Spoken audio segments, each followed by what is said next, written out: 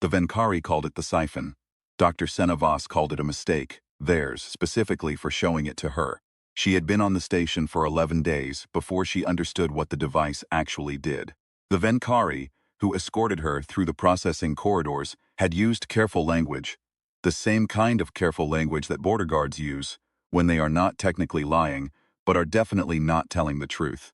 She was a research associate. Her presence was mutually beneficial. She was free to move within designated collaborative zones. She was not a prisoner in any way that could be proven in the two treaty frameworks that still governed human-Venkari relations, which were themselves careful documents, written by people who had been very precise about what they were and were not committing to. Her daughter had watched from the doorway of their HAB unit on Kepler Station as two Venkari auxiliaries in gray mantles loaded Senna's luggage into a transit crate. Mira was 11 years old and had her father's jaw and her mother's tendency to go very quiet when she was frightened. She had gone very quiet that morning. She had not waved. Senna had. She had kept waving until the transit corridor door closed. The Venkari had an expression. Senna had been studying their facial architecture long enough to read the broad strokes that translated roughly as polite acknowledgement of an irrelevant concern. They wore it constantly when interacting with humans. Their faces were wide at the crown and tapered to a narrow jaw, with 4 sensory slits arranged vertically where a human nose and mouth would be. Their eyes were large and dark and utterly still, the way still water is still, with the implication of depth and nothing else. They communicated in layered acoustic pulses that required a translator implant to parse into anything approaching language. And even then the syntax landed about 15 degrees off-center, like instructions translated by someone who had only ever read about human conversation and never participated in one. Senna's implant was 3 years old and she had tweaked its firmware 6 times. She understood them better than almost any human alive. She understood that the polite acknowledgement was not rudeness. It was genuine incomprehension. They did not have a category for the things she was experiencing at the transit door. And so they produced the facial configuration that best approximated acknowledgement of data they could not process, and they moved on. This did not make being here better. It made it worse in a very specific way. The siphon lived in Lab 7, which was kept at a temperature that suited Venkari physiology and made Senna's fingertips ache within 10 minutes. She wore a thermal underlayer and fingerless gloves and drank too much of the synthetic coffee the station dispensed from what she had come to think of as the insult machine. Because it was there, and it was warm, and it was not good enough. She had gone through this progression with it. Initial gratitude, then tolerance, then a resigned affection for the specific inadequacy of it, the way you develop affection for anything you depend on. The device itself was smaller than she had expected. A curved chassis of something dark and semi-organic, roughly the size and shape of a motorcycle helmet split down the middle and spread open like a book. Internally, it was a nightmare of filament arrays and resonance nodes, a machine that had been designed. She understood this eventually, through incremental horror, over the first 4 days, to interface directly with neural tissue and record it. Not scan it, not image it, record it the way you record sound, capturing the full warmth of experience, sensation, emotion, the entire texture of a living mind, and storing it in a medium that other minds could then play back. The Venkari had been doing this to their own kind for a century, they explained. It was a profound cultural practice. Memory shared, experiences transmitted, the elderly passing their lives to the young like a library you could inhabit, the dying leaving something behind. There was a whole branch of Venkari philosophy built around this technology, around the idea that the boundary between self and other was a kind of soluble material, something that could be, with the right tool, gently dissolved. They had brought Senna here because human neural architecture was proving resistant to the siphon's standard calibration, and they needed it to work on humans. And they had run out of approaches. And she was the leading expert in human Venkari neurological translation interfaces. A field so specialized that when she had begun her doctorate in it, her advisor had quietly asked whether she might want to consider something with a broader applications base. She had said no. She had been stubborn about it. She was glad now, and also not glad at all. She figured out the real reason she'd been brought here on day 4, not the calibration problem. The calibration problem was real, but it was instrumentally real. It was a problem they needed solved, so they could do the thing underneath the problem. She found the thing underneath on day 9, after 5 days of careful, patient attention to what was happening in the other lab sections she had access to, what the monitoring staff talked about when they thought she wasn't parsing the acoustic frequencies, what the project directory structure implied about the scope of the work she wasn't being shown. On day 9, she met architect Zeven. Zeven was the lead researcher on the project. Lead in the sense of most dedicated, most obsessive, most likely to still be in the lab when the artificial light cycle had dimmed to its midnight setting. She was older than the other Venkari Senna had encountered.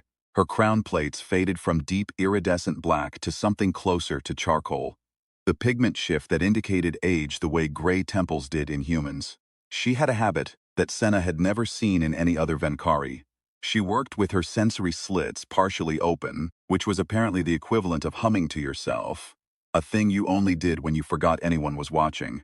It meant she was always fractionally distracted, processing ambient sensation even as she calibrated the arrays, and it made her seem not human, nothing like human, but somehow less armored than the others, less performed.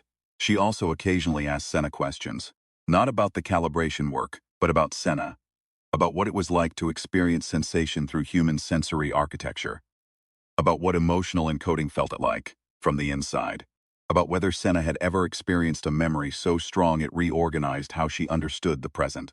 The questions were framed with academic precision and answered in the same register, but they were genuine. Senna had been a scientist long enough to know the difference between someone extracting data and someone trying to understand something. In another life, in another context, Senna thought she might have liked her. What she could not like was the project file she accessed on day 11, in the 43-minute window, when the monitoring system ran its overnight maintenance cycle, and the security threshold on the internal network dropped from locked to merely difficult. She had been testing the threshold for 9 days, waiting for this window, charting its duration and the floor it dropped to. When it opened, she moved fast, and she did not waste time on files she couldn't use. She pulled the project overview. She pulled the weapons application protocol. She pulled the testing records, the timeline documentation, the deployment specifications that listed target populations organized by settlement density and infrastructure vulnerability. She read quickly and methodically, and without letting herself feel anything about what she was reading until she had read all of it, because feeling it while reading it would slow her down. The siphons had been used on humans before. 26 test subjects, pulled from occupied settlement stations over the past 2 years. The Venkari had connected each of them to the siphon and played back a recording, a death recording, specifically, captured from a Venkari researcher who had suffered cardiac failure in the lab 3 years ago and had had the presence of mind, or perhaps the desperation, to reach over and activate the device before she lost consciousness. The recording captured not just her last sensory experience, but her last moments of awareness. The closing down of sensation, the systemic failure, the final 2 minutes of a mind going dark, preserved with complete fidelity in the siphon's medium. 24 of the 26 human subjects had entered vegetative coma within 60 seconds. The other 2 had lasted longer, 4 minutes and 7 minutes respectively, and had then seized and died. The Venkari's note in the margin of the testing record, translated by her implant, read, "Human neural persistence is anomalous and requires further study." Secondary notation: subjects who lasted longer showed evidence of counter-resonance patterning consistent with active cognitive resistance. Nature of resistance mechanism unknown, anomalous. Further study. She sat with that for a long time in the maintenance window, longer than was safe, her eyes not moving from those 2 sentences. The 2 survivors, 7 minutes. 4 minutes. Lasting longer than any Venkari who had been exposed to the same recording, not because they were stronger, not because they had been trained for it, but because their minds had done something the Venkari didn't have a framework for. Something that was apparently specifically, stubbornly, anomalously human. She put the files back exactly where she found them and closed the access loop and sat in the cold lab with her synthetic coffee going cold in her hands. She thought about the 2 survivors for a very long time. She thought about Mira not waving. She began quietly to plan. Javen died on a Tuesday, or what Senna's internal clock designated as Tuesday, since the station ran on a 40-hour cycle, and she had stopped trying to sync it to anything meaningful 3 days in. She was in Lab 7, calibrating the human interface array, and Jivan was at the workbench, 8 feet away doing something precise and unhurried with a filament tool, that required the kind of fine motor control that Senna had learned to associate with deep concentration in Venkari researchers. The kind of work you could only do when you were not also thinking about anything else. The sensory slits were open. She was in her own world. The accident was minor, and then it was catastrophic in the space of about 4 seconds. The filament tool slipped. Senna thought later, going back over it, that she had seen Jeevan wince slightly just before. A small involuntary movement that she'd registered and not processed. The kind of wince that came before someone said, "I haven't been feeling well." If they were the kind of person who said things like that, which Jeevan was not, and discharged a microburst of electrical current directly into the exposed interface node she was working on. The node was live. It should not have been live. Someone in the previous shift had run a calibration test and not finished properly resetting the board. And the failsafe that should have caught this had been disabled for a firmware update that had not yet been re-enabled. The discharge hit Jeevan and she locked up, which was what Venkari bodies did under electrical shock. Every voluntary muscle pulling taut at once, in a rigid stillness that lasted 2 full seconds before she crumpled sideways off the bench stool. Senna was already moving. She crossed the 8 feet in a flat run and caught Jeevan's shoulder before her head hit the floor and eased her down carefully, one hand going to the back of the narrow skull, and then ran her own hands over the injury site. She had basic emergency medical training, because you were required to when you worked with high-voltage interface equipment, and what she was assessing now was cardiac involvement. The Venkari cardiac system was distributed, 3 nodes spread across the thorax, and the discharge had hit close to the primary node, which sat behind the left crown plate, and ran its primary trunk lines down through the shoulder and chest. Jeevan's eyes were open and fully dark, and her sensory slits were opening and closing in rapid shallow pulses, which her implant identified as the respiratory equivalent distress signal. "I'm calling medical," Senna said. Jeevan's arm moved. It was a weak movement, slow, but it was specific, purposeful. Jeevan was reaching with obvious effort toward the siphon interface unit, mounted on the workbench above her. Her fingers found the edge of the activation tab by feel, moving with the blind precision of someone who has reached for the same thing so many times they know where it is without looking. Jeevan don't. But it was not a reflexive gesture. It was not the last spasm of a failing motor system reaching for something in arm's reach. It was deliberate. Senna understood it 1 full second before it happened. The same way you understand what someone is about to say when you know them well enough to hear the sentence forming behind their face. Jeevan was going to record this. Whatever was happening inside her right now, this whole specific terrible experience of her own body failing, she was going to record it. Not because it had been planned, not because it was part of the project, because she was a scientist in the lab where she had worked for years, and the device was within reach, and she wanted to know. The device activated. The recording light came on, casting a thin green luminescence across Jeevan's face. Her fingers went still on the tab, not releasing it, holding it deliberately. Senna called for medical. She kept her hand on Jeevan's shoulder and watched and did not look away. She did not know precisely why she did not look away, except that it seemed wrong to, and her moral instincts were usually good, even when her reasoning for them arrived late. She thought afterward that she owed it to the woman, alien, enemy adjacent, morally complicated, yes, but also the only person on the station who had ever shown any genuine curiosity about Senna's actual opinions on anything. The only one who stayed late not to monitor Senna, but because she was driven by the same question that drove all the best scientists regardless of their biology. What is it like, inside another mind, in the moment when it becomes most fully itself? Jeevan's body stilled incrementally. The 3-node cardiac system failing in sequence, primary to secondary to tertiary, each node taking the load until it couldn't, the whole system stepping down in stages. That Senna could not see, but could infer from the changing rhythm of the respiratory pulses, slower, further apart, like a signal losing power. Her eyes did not close. Venkari eyes didn't close in the way human eyes did, the mechanism was different. But the depth behind them changed. The still water going shallower, and then still. The siphon's recording light stayed on for another 90 seconds after she stopped moving. Senna reached up and switched it to archive mode before the medical team arrived. She did this quickly, without deliberating, the way you do something when you know that deliberating will cost you the window. The medical team was 90 seconds out. She had one decision to make, and she made it with the hand that was closer to the device, while the other hand remained on Jeevan's shoulder. She was not sure. later whether she had done this because she already knew she would need it, or because it felt like something Jeevan would have wanted, or because she was a scientist who had just watched another scientist do something extraordinary and instinctively moved to preserve it. Probably all three. The reasons were not in conflict. They locked the recording away. Of course they did. The project supervisor, a Venkari bureaucrat named Renoth, whose entire personality was a kind of bureaucratic surface tension, the minimum necessary to prevent collapse, classified it as a potential research asset within 6 hours of Jeevan's death and restricted access to the archive with credentials that Senna was explicitly not issued. She was informed formally that she would not be permitted to review the recording. She was also informed that a replacement lead researcher would be arriving within the week, and that the project timeline would not be affected. She thanked Renoth for the update and went back to Lab 7 and stared at the siphon for a long time without touching it. She was informed 3 days later that the weapons program was being accelerated. A human colony, Durango Station, 40,000 people, mostly miners and their support families, 2 schools, a medical center that had been expanded twice in 5 years because the population kept growing, had refused resettlement orders. They were to be used as a live test site within the current lunar cycle.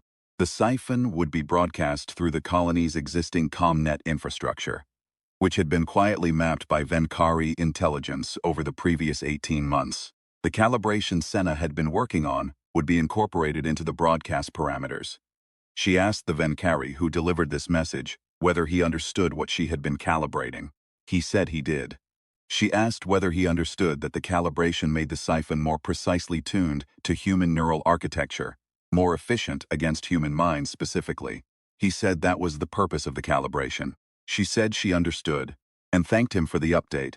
And when he left, she sat for a very long time in the cold lab with her synthetic coffee and the recording light on the archived siphon drive, and the knowledge that 40,000 people on Durango Station were going about their lives in a hab cluster that had 2 schools and a medical center that kept expanding.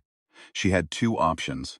She could do nothing, in which case 40,000 people with children and synthetic coffee machines and daughters who went quiet when they were frightened, would be erased, cleanly, surgically, leaving the infrastructure intact. Or she could do something catastrophic and possibly get herself killed. She spent approximately 30 seconds genuinely weighing this, which was long enough to confirm that it was not a real decision, only the shadow of one. She thought about the 2 survivors. 4 minutes, 7 minutes. Refusing to let go of the thread, she began to construct a plan that had several large gaps where she did not know if it would work. The first gap, she needed the recording, not to be kind to Jeevan's memory, not from scientific curiosity alone, but because it was the key to everything. A Venkari death recording played through a standard siphon array would do nothing useful. But the calibration she had been building for 11 days was not, precisely, the calibration Renoth thought she was building. She had been working toward a human interface layer that translated Venkari neural encoding through human associative architecture, rather than directly overlaying it. The intended weapons application assumed a direct overlay. Venkari dissolution experience mapped onto a human mind, the human mind collapsing under the weight of something it was not built to process. What Senna had been building instead was a prism. The second gap. If she played the recording through her modified array, she did not know precisely what a human mind would experience on the other side. She had a theoretical model based on 11 days of calibration data and 2 data points from the testing records. The survivors, the ones who had lasted longer. The model suggested that a human mind, passing Jeevan's death experience through human associative architecture, would not experience dissolution. It would experience something else. What that something else was, she could not fully predict. The third gap was the largest. She would have to play it back herself. She was the only one here who had spent 11 days developing the resistance framework that had been quietly accruing in her own neural architecture as a side effect of building the interface layer. She was probably the only human alive who had a reasonable chance of surviving a full playback. She was using the word reasonable with deliberate generosity. She began with the station's manufacturing grid, because the manufacturing grid was where she could make the most noise with the least fingerprint.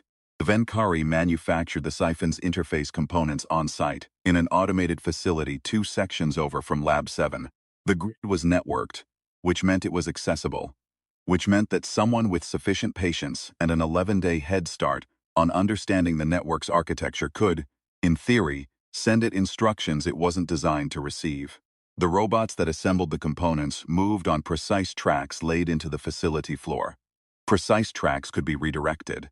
Not dramatically, she wasn't writing theater, but enough to create cascading errors in the assembly queue, the kind that would flood Renath's oversight systems with low-priority alerts, and draw monitoring INF's attention to a problem that was real but containable. The kind of problem that required 4 or 5 people looking at the same terminal for 10 minutes before they could determine it wasn't critical. She did this quietly over 48 hours, nesting the redirect instructions inside routine calibration pings she was legitimately authorized to send. She built a timer. She built a secondary access loop to the archive system, keyed to a credentials gap she had located on day 7, and had been nurturing with careful patience, occasionally nudging it slightly wider.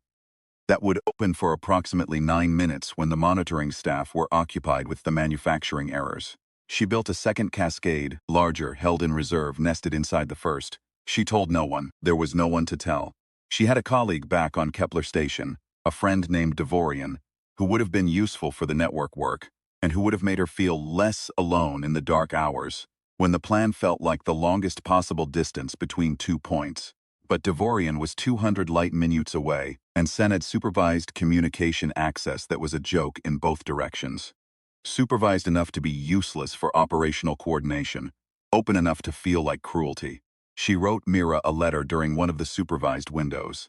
She talked about the observation ports, which faced a particularly dense arm of the galaxy, more stars per square degree than any view she'd had before, a richness of light that was genuinely extraordinary.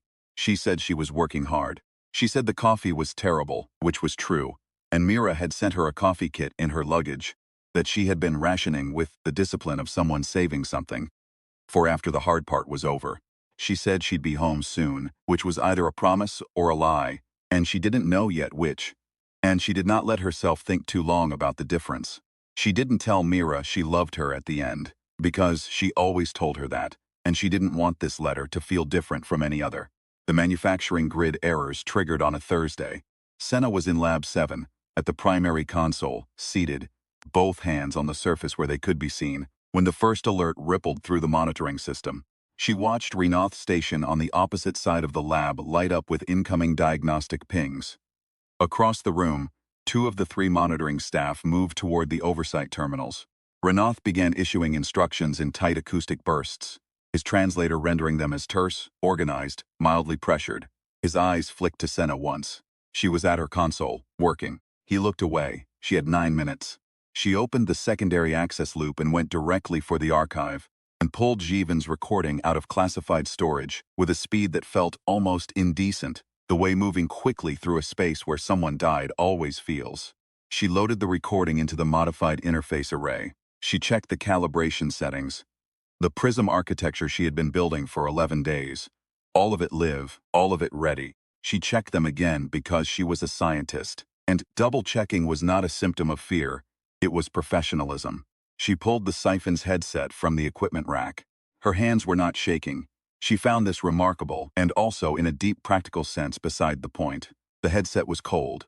It was always cold in Lab 7, and she had never fully gotten used to it. And the specific cold of the curved chassis against her palms was the last entirely ordinary physical sensation she registered before she fit the headset over her skull and adjusted the parietal contacts and sat with her hands flat on the console and breathed for a moment. She thought about Mira in the doorway. She activated the playback. The room disappeared. What came first was not darkness. It was texture, the immediate loss of spatial boundary, the sensation of existing in a medium rather than a space. Like the first moment after submerging in water when you haven't yet decided which way is up. She understood immediately, from some analytical part of her brain, that was apparently still running commentary even now, that this was Jivan's first-person experience, encoded in the Siphon's format, translated through the human interface layer she had built.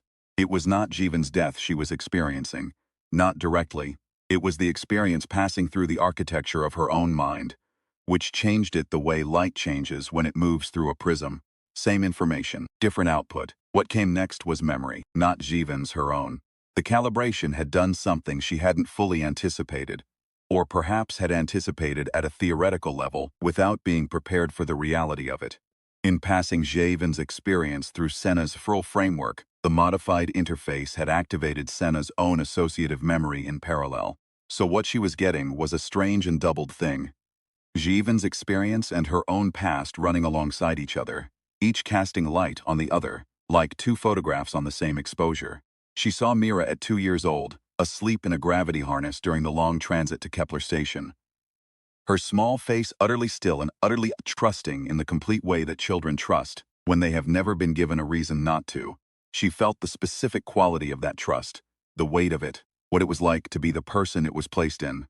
She saw Javen at the workbench with her sensory slits open, working in her own world, reaching for the activation tab with the deliberate certainty of someone who had decided. She saw her own hands on a keyboard the morning. She understood what the testing record said. One knuckle going white, where it pressed into the edge of the console. She saw a birthday gathering encoded somewhere in Javen's experience. The warm, specific feeling of people arriving for you. The recognition that you had become important enough to occasion a room full of others coming to stand in your proximity. And she felt the emotion of it translated through her own understanding of what that meant. You matter to us. We showed up, here we are. The dissolution came, not as catastrophe, not as violence. As withdrawal, the slow, systematic closing down of a distributed system, one node at a time, consciousness becoming simpler and quieter and further in, like a tide going out over a wide, flat beach. And her own body began to follow it. She felt this happening, and she knew immediately, with cold analytical clarity, that this was the mechanism. This was what had taken 24 of 26. The resonance of the experience was deep enough, the fidelity precise enough, that the body tried to mirror what the mind was processing. Autonomic systems stepping down to match the pattern. The pull was not aggressive. It was not trying to kill her. It was simply a very strong current moving in a direction she did not want to go, patient and enormous. And her resistance framework was firing against it. But the current was patient in a way that did not care about her framework. She held onto Mira's face in the harness, asleep, trusting. She held onto Javen at the workbench, in her own world, sensory slopen, working.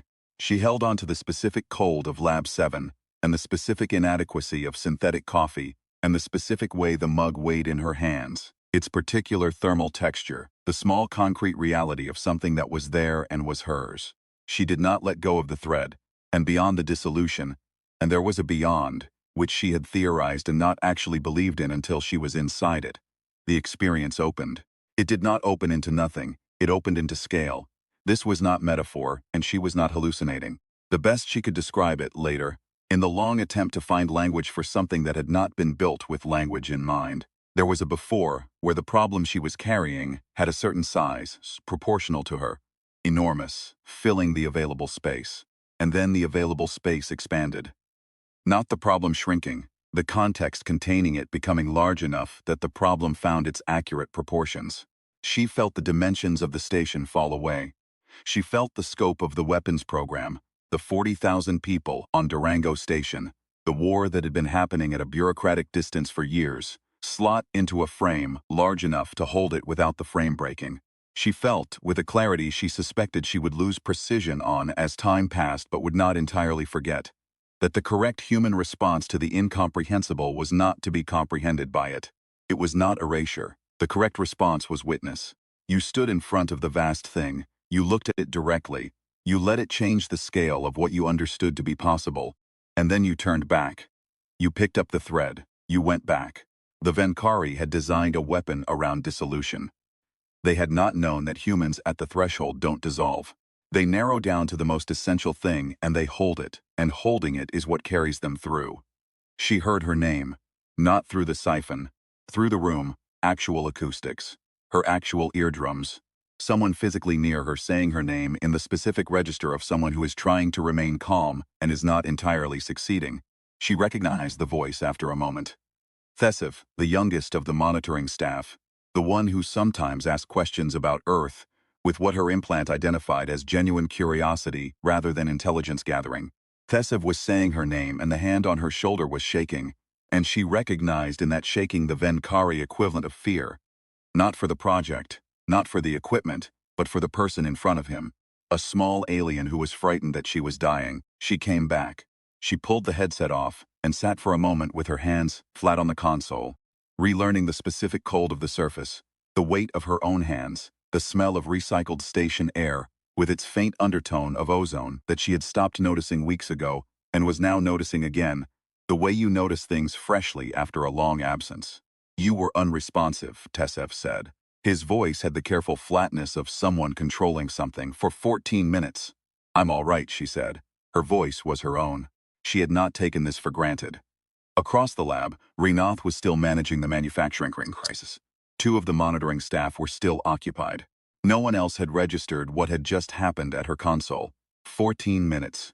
She sat with that number for exactly as long as she could afford to, which was approximately 5 seconds. And then she reached for the console and got to work. The modification she made to the siphon's broadcast architecture took 4 hours, embedded in routine calibration updates, each piece individually legible as ordinary work. She was not disabling the weapon. She was converting it, not into something harmless, into something different. A broadcast that would do to a human mind what Jivan's death recording had done to hers, pass through the prism of the human interface layer. Not pacify, not dissolve, open. She could not guarantee the outcome. She had a sample size of one being herself, and she was not a control. 14 minutes was an extraordinary result, and she did not assume it generalized cleanly. But she had something to work with that the Venkari testing records had described and not understood. The survivor's refusal was not a strength or a training. It was a content. It was made of specific things, specific faces, specific textures, the weight of a particular mug, the particular way a child looked when they were frightened and trying not to show it. The exact commitment embedded in a specific promise. I will be there when you wake up. The Venkari had designed around dissolution. They had not factored in what happened 7 minutes in, because the subjects who reached 7 minutes had died. And death ends data collection. They had never seen what the refusal was made of from the inside she had. She sent the modified broadcast parameters to the ComNet relay at the end of the 4th hour, flagged as a routine calibration push. The flag had been established 3 days ago, nested in a monitoring exception she'd filed under Renath's credentials during the overnight maintenance window that had been her first real chance to move. The parameters would push to the external relay within the hour and propagate from there through the Weapons Application Protocol's distribution list, which included Durango Station, which included every other settlement on the deployment schedule that she had pulled from the project directory on day 11. She could not know what 40,000 people would experience when the signal reached them. She was fairly certain it would not kill them. She was reasonably certain it would feel like something they had never felt before. She was certain, in the way you are certain about things you have been inside, that when it was over, their first instinct would be to reach for each other. She triggered the second cascade. The manufacturing facility went loud with mismatch alarms, robots departing their tracks in ways that were spectacularly visible on every oversight terminal. A cascade of secondary alerts rolling out through the station's management systems like dominoes. Renath's output went from terse to what her implant flagged as distressed. All 3 monitoring staff were now fully occupied. The emergency response team would be en route to the facility. In the window this created, she accessed her supervised communication terminal. She wrote one message, short enough to pass review before review could happen, addressed to Devorian on Kepler Station with a secondary line for Mira. It said, "Tell her I looked at the stars. Tell her I'm coming home." She submitted it and stepped back from the terminal and waited, because there was nothing left to do except wait, and she had gotten very good at waiting in the past 11 days. And when the security team arrived, 7 minutes later, but she did not run. She stood up. She turned around, she met their eyes, large and dark and utterly still, and she did not look away from them any more than she had looked away from Jivan. She owed them that much consistency. They detained her for 6 weeks, which was the legal limit under the operative treaty framework that she had been carefully reading since day 1. Renath, to his credit, adhered to it. She was moved to a containment section that was cold and had no synthetic coffee, which she thought might be punitive but couldn't prove. She did not experience those 6 weeks as a triumph. She experienced them as small and tedious and occasionally frightening, with long intervals of uncertainty, during which she organized her thoughts about everything she had experienced in Lab 7, and tried to build a framework for it. that would survive translation back into ordinary life. She had been changed by 14 minutes in a way she was still measuring. Not damaged, not grandiose. Changed. The way the scale of something changes when you've stood inside a large enough context to see it accurately. She thought about that a lot. She thought about what to do with it. Reports of the broadcast's effects reached her in fragments through overheard communications, and the occasional deliberate information drop from Thesev, who appeared to have made some kind of individual decision about what he owed her, and was acting on it in small, careful ways. She pieced together. The signal had reached not just Durango Station but 23 additional settlement nodes. Renoth had expanded the deployment radius without informing her, using her calibration parameters to extend the broadcast range. This meant her modifications had propagated farther than she had planned. The response from the recipient populations was described in Venkari monitoring logs as confused and anomalous and inconsistent with the expected pacification outcome. What it actually was, according to Thesev's careful fragments, was this. Within minutes of the broadcast, the ComNet traffic out of Durango Station had increased by 400%. Voice calls, text messages, every available channel suddenly dense with human voices reaching for each other. People describing something they had experienced in the previous few minutes that they didn't have precise language for, trying to find words. Talking because the act of talking was the first thing they needed after where they had been. The Venkari monitoring team had logged this as a malfunction. The weapon had not produced the expected behavior. It had not, but it had produced something. Senna lay in her containment bunk in the dark and listened to the station's ambient hum, and thought about 40,000 people suddenly and urgently needing to call each other. And she felt something that was complicated and warm, and not quite what she would have called victory, but was in the same neighborhood. The siphon had been designed to leave human infrastructure intact. It had done that. The humans, however, were using theirs. She was released on a Tuesday. 3 human advocacy organizations, whose names she would learn to pronounce correctly over the following months, had been making sustained and carefully documented noise in the treaty channels that the Venkari preferred to keep low volume. Renoth signed her release with the expression of polite acknowledgement of an irrelevant concern, which she now understood meant he was processing something he did not have a category for. She was escorted to a transport, given her luggage, not thanked.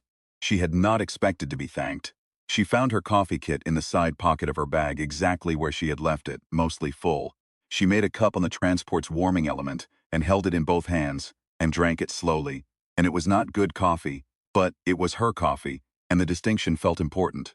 The transport had observation ports. She sat beside one for all 11 hours of the transit, watching the starfield shift as the ship moved. She thought about Jivan, reaching for the activation tab in her last deliberate seconds, the blind precision of someone who had done something so many times they knew its location without looking. She thought about what had driven that reach. The same thing that had driven everything else Jivan had done. The same compulsion that had kept her in the lab past the artificial midnight. I want to know. Whatever is there, let me see it. Let me record what it was like to be here at this moment, so that something of it remains. Senna thought that across whatever meaningful distance separated their biologies, their shared languages, their incompatible physiologies and governmental arrangements, this was not so different from what drove her. The need to look directly at the thing, even when the thing was very large and you were very small, and report back honestly on what you found there. She thought about the refusal. She thought about what it was made of. She thought about bad synthetic coffee, and about a child asleep in a harness, trusting that the person who put her there would be there when she woke up.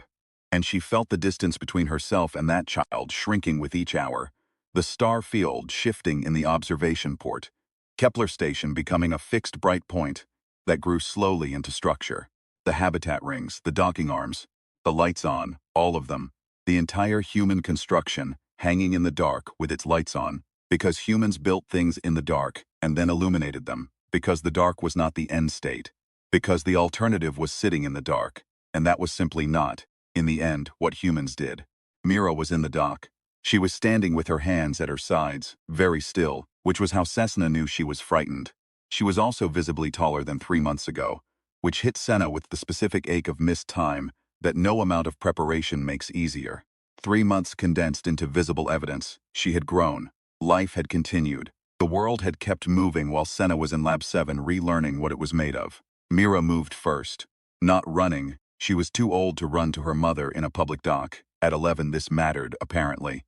But she moved quickly with the purposefulness of someone who had been holding themselves in place by an act of will, and had finally been given permission to stop.